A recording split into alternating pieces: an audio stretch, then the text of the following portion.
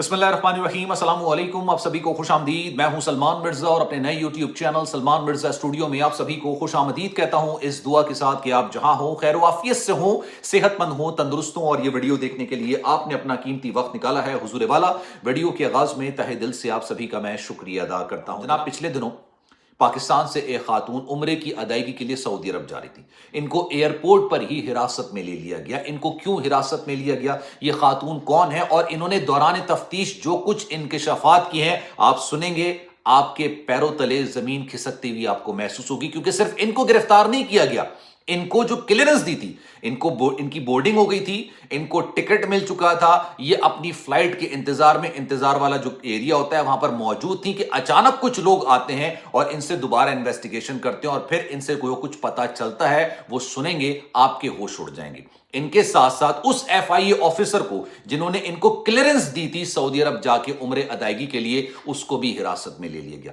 अब ये मामला इतना सिंपल नहीं है जितना आपको लग रहा है। मैं आपको पूरी डिटेल्स बताऊंगा तो आपको अंदाजा होगा कि पाकिस्तान के एयरपोर्ट्स पर क्या कुछ हो रहा है। और आपने पूरा वाकया सुनने के बाद कमेंट सेक्शन में अपनी राय का इजहार जरूर करना है। क्योंकि जब भी ये पिछले 2-3 महीने से पाकिस्तान के एयरपोर्ट्स पर, चाहे लाहौर का हो, इस्लामाबाद का हो, कराची का हो, जब भी ये ऑफलोडिंग का मामला शुरू हुआ था, मैंने कहा यार रोजाना की बुनियाद पर 100, 200, 300 लोगों को बिना किसी वजह के ऑफलोड किया जा रहा था। बिना किसी वजह के उनके पास तमाम डॉक्यूमेंट्स होते थे, उनकी अटेस्टेड डॉक्यूमेंट्स होते थे, ठीक है, प्रोटेक्टेड वीजा होता था, वर्क वीजा होता था, हर चीज मौजूद होती थी। मतलब उनके डॉक्यूमेंट्स में किसी किस्म का कोई सुकम मौजूद नहीं होता था। लेकिन जनाब उनको मुस्कुराते हुए ऑफलोड कर दिया जाता था। उसकी वजह सिर्फ ये होती थी कि जिस भी एफआईए ऑफिसर के पास वो जाते थे उसको ये लगता था कि आप इस मकसद के लिए बैरून मुल्क नहीं जा रहे हैं जो आप हमें बता रहे हैं, तो वो ऑफलोड कर दिया करते थे। जब मैंने इस पर वीडियोस बनानी शुरू की तो आप यकीन जानिए मेरे इनबॉक्स में हजारों के करीब मैसेजेस आना शुरू हो गए कि हमारे साथ ये हुआ, हमारे साथ ये हुआ। और उसमें ज्यादातर मैसेजेस ये होते थे कि हम जब एयरपोर्ट पर जाते थे तो 30,000 से लेकर 3 लाख तक की हमसे रिश्वत मांगी जाती थी और कहा जाता था इतने पैसे दे दो तो चले जाओ, नहीं दोगे तो भाई ऑफलोडिंग का ऑप्शन तो हमारे पास अभी भी मौजूद है। ये वाकयात रूनुमा हुए हैं, लोगों ने इन वाकयात को रिपोर्ट किया था। अब जब मैंने इस पर वीडियोस बनानी शुरू की ना तो कुछ लोग तो जाहिर सी बात है उन्होंने कहा कि आप सही बात कह रहे हैं, और कुछ लोग नाराज होना शुरू हो गए। नाराज इस वजह से हुए कि उन्होंने कहा कि आप उन लोगों के हक में वीडियो बना रहे हैं जो कि बैरून मुल्क जाके पाकिस्तान की बदनामी का सबब बन रहा है। अब जरा गौर से ये वाकया सुनिएगा और आपने फैसला करना है कि इन खातून और एफआईए ऑफिसर, क्योंकि उसके बाद जब मैं ये वीडियोस बना रहा था कई एफआईए ऑफिसर्स को हिरासत में लिया गया इंटरनल इंक्वायरी के बाद। और हर इदारे के अंदर काली भेड़ें मौजूद होती हैं और उनकी निशानदही करना हम सब का काम होता है। अब होता क्या है, मुल्तान का ये एयरपोर्ट है, ये खातून उम्रा करने के लिए सऊदी अरब जा रही होती है, इनको क्लियरेंस मिल जाती है, इनके पास हाथ में टिकट होता है, बोर्डिंग इनकी हो चुकी होती है, फ्लाइट में शायद घंटा, 1.5 घंटा या आधा घंटा का टाइम होता है, ये बैठी भी होती हैं। अचानक कुछ लोग आते हैं, उनसे कहते हैं कि खातून हमने आपसे कुछ बात करनी है, इन्वेस्टिगेशन करनी है, जरा साइड पर आइएगा। ये साइड पर चली जाती हैं। अब जब ये वहां पर जाती हैं तो इनसे सवाल जवाब किया जाता है कि आप क्यों जा रही हैं। अब ये खातून कहती है भाई अभी तो मैंने बताया कि मैं उम्रा करने के लिए जा रही हूं। अब इनसे पूछते हैं कि आपके साथ महरम है, कहती है कोई महरम नहीं है। अच्छा, बिना महरम के आपको उम्रा करने की इजाजत है। जब मैं उम्रा करने के लिए गया था मैं अपनी फैमिली के साथ था, लेकिन जब हम लोग दुबई के एयरपोर्ट पर उतरे थे क्योंकि हमारी कनेक्टिंग फ्लाइट थी, तो वहां से हम जब प्लेन से एयरपोर्ट के दरमियान जो बस में ट्रैवल कर रहे थे तो एक कराची की खातून थी, उन्होंने कहा था कि मैं भी बिना महरम के उम्रा करने के लिए जा रही हूं, मेरे पास कोई महरम नहीं है। तो उन्होंने ऐसी गपशप हमारी फैमिली के साथ गुफ्तगू करनी शुरू की थी। तो महरम के अलावा भी आपको उम्रा करने की इजाजत है। अब ये पूछते हैं कि आपके पास रिटर्न टिकट है। ये कंपलसरी हो चुका है कि आपके पास रिटर्न टिकट होना चाहिए सेम पीएनआर नंबर का, आपके पास सफिशिएंट करेंसी होनी चाहिए सऊदी अरब की जो कि आप उम्रे की अदायगी के दौरान वहां पर खर्च करें, और आपके पास पेड होटल बुकिंग्स मक्का और मदीना दोनों की होनी चाहिए। इनके पास ऐसा कुछ नहीं था। इनके पास ना रिटर्न टिकट था, ना इनके पास होटल बुकिंग्स थी, और ना इनके पास एक पेनी थी। सऊदी करेंसी तो छोड़िए, इनके पास पाकिस्तानी करेंसी के भी 1 रुपया इनके पास मौजूद नहीं था। तो जो इन्वेस्टिगेटर्स आए हुए थे उनको शक हो गया कि ये मामला कुछ और है। जब इन्होंने तफ्तीश मजीद की तब जो होशरुबा इंकशाफात निकलकर सामने आया, अब आप वो सुनिएगा। ये कहती हैं कि जनाब मैंने एक शख्स को 2,80,000 रुपए दिए और मैं उम्रे की अदायगी के लिए नहीं जा रही हूं।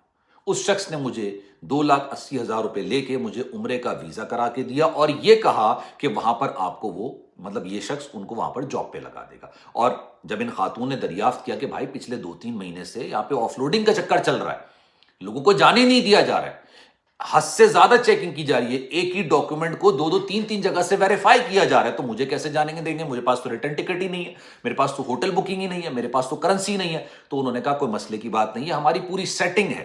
انہوں نے ایک شخص جو کہ اہلکار ہے ایف آئی اے کا, کانسٹیبل اس کا رینک ہے اور عدیل اس کا نام ہے, اس سے انہوں نے ساز باز کی, اور ساز باز کرنے کے بعد انہوں نے کہا آپ نے سیدھا اس شخص کے پاس چلے جانا ہے, یہ آپ کو کلیئرنس دے دے گا. اور یہی ہوا. خاتون اس کے پاس گئی اور اس نے اس کو کلیئرنس دے دی خاتون کو, اور خاتون جا کے اپنی فلائٹ کا انتظار کرنے لگی. اب یہ خاتون عمرے کے ویزے پر سعودی عرب جاب پہ جا رہی تھی, اور جاب کیا ہوگی یہ آپ کو بھی پتا اور مجھے بھی پتا ہے. ان کے لیے جاب بھیک مانگنا جاب تصور کی جاتی ہے, لوگوں کے ساتھ ہاتھ پھیلانا, ان کے سامنے ہاتھ پھیلانا, ان سے بھیک مانگنا, جس کو ایک زمانے کے اندر بڑی مشکل اور ضرورت کے مطابق کسی کے سامنے ہاتھ پھیلانے کی نوبت, کہتے ہیں نا کہ ہاتھ پھیلانے کی نوبت آ گئی ہے, یعنی سب کچھ ختم ہو جاتا ہے. اب لوگوں نے اس کو پیشہ, اس کو روزگار بنا لیا. اب یہ جاب پہ جو جا رہی تھی وہ بھیک مانگنے کی جاب تھی. اب اس اہلکار کو, عدیل کو بھی گرفتار کیا گیا, اس خاتون کو بھی گرفتار کیا گیا. اب آپ اندازہ لگائیے کہ پاکستان کے ایئرپورٹ پر یہ نیکسس چل رہا ہے. اب یہ خاتون وہاں پر جاتی اور وہاں پہ جا کے باقاعدہ طور پر یہ جاب پہ لگ جاتی ہیں اپنی, جو ان کے لیے جاب تھی. ہمارے لیے وہ آپ سمجھ سکتے ہیں کہ بھیک مانگنا پاکستان کی بدنامی کا سبب ہے. کہ جو پاکستانی وہاں پر جا کے پاکستانی پاسپورٹ کے ساتھ وہاں پہ بھیک مانگ رہے ہوتے ہیں, وہ صرف اپنا نام خراب نہیں کر رہے ہوتے, اپنے خاندان کا نام بدنام نہیں کر رہے ہوتے, وہ پاکستان کا نام بدنام کر رہے ہوتے ہیں جس پاسپورٹ پہ وہ ٹریول کر رہے ہوتے ہیں, کیونکہ اسی پاسپورٹ کے ساتھ ان کو پکڑا جاتا ہے. اور پھر آپ کے سامنے ہوتا ہے کہ جناب سعودی عرب بھی پھر کہتا ہے کہ یار ہم آپ کو عمرے کا ویزا دے رہے ہیں, تو عمرے کے جو ہے نا زائرین کو بھیجیے, آپ بھکاریوں کو نہ بھیجیے. دبئی پھر ہمارے لیے مشکلات کر دیتا ہے ویزے پہ, سعودی عرب مشکلات کر دیتا ہے ویزے پہ, اور پھر ہر شخص پر مشکلات آنا شروع ہو جاتی ہیں, بھلے وہ صحیح کام کے لیے بیرون ملک کیوں نہ جا رہا ہو. آپ جیسے لوگ, مجھ جیسے لوگ جب عمرہ کرنے جاتے ہیں نا, تو ایف آئی آفیسر ہمیں پھر اوپر سے نیچے تک دیکھ رہا ہوتا ہے کہ بھائی ہم عمرہ کرنے ہی جا رہے ہیں یا کسی اور مقصد کے لیے جا رہے ہیں. اس میں ان لوگوں کا تو قصور ہے, ان خاتون کا, لیکن اس کے اندر پھر بہت سارے ایف آئی اے آفیسرز بھی ملوث ہیں. اور یہ بات کی نشاندہی پاکستانی عوام اکثر و بیشتر مختلف لوگوں سے کرتی ہیں. میرے پاس درجنوں میسیجز ہیں جنہوں نے کہا کہ بھائی 30,000 سے لے کے 3 لاکھ تک کی رشوت مانگی جاتی تھی. اور جب میں اس پر بات کرتا تو لوگ کہتے تھے نہیں یار آپ غلط بات کریں. پاکستان کے اندر جو دنیا کے اندر گمان نہیں کیا جا سکتا کام کا, وہ بہت ایزیلی پاکستان کے اندر ہو جاتا ہے, یہ آپ کو بھی پتا ہے.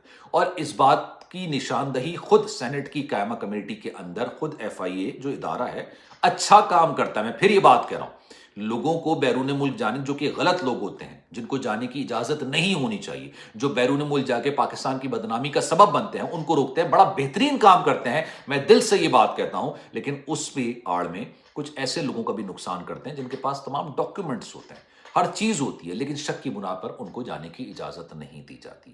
اب آپ کی اس سارے معاملے پر کیا رائے ہے؟ میں چاہوں گا کہ کامنٹ سیکشن میں اپنی رائے کا اظہار ضرور کیجیے گا. خیال رکھیے گا اپنا. انشاءاللہ اگلی ویڈیو میں آپ سے پھر ملاقات ہوگی. اللہ حافظ.